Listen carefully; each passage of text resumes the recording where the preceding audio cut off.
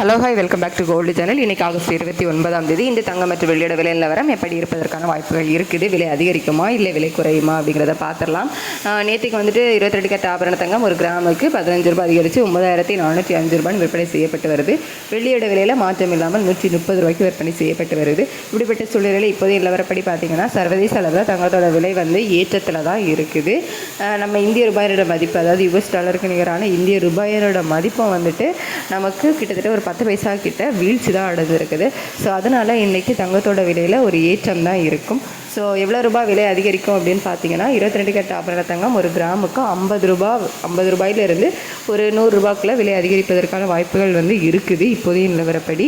வெள்ளியோட விலை கேட்டிங்கன்னா ஏற்கனவே 130 ரூபான்னு விற்பனை செய்யப்பட்டு வருதில்ல. ஸோ இப்போதைய நிலவரப்படி சர்வதேச அளவில் வெள்ளியோட விலையிலையும் ஒரு சின்ன ஏற்றம் போயிருக்குது.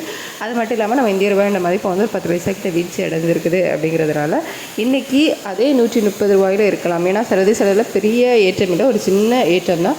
ஸோ அதே 130 ரூபாயில் இருக்கலாம். அப்படி இல்லை அப்படின்னா ₹1 விலை அதிகரிப்பதற்கான வாய்ப்புகள் தான் இருக்குது. தங்கம் மற்றும் வெள்ளி ரெண்டுமே விலை குறைவதற்கான வாய்ப்புகள் இப்போதைய நிலவரப்படி இல்லை. ஸோ இன்னும் நமக்கு 1 மணி நேரம் கிட்ட டைம் இருக்குது. அப்போ வேணால் சின்ன அப் அண்ட் டவுன் மாறலாம்.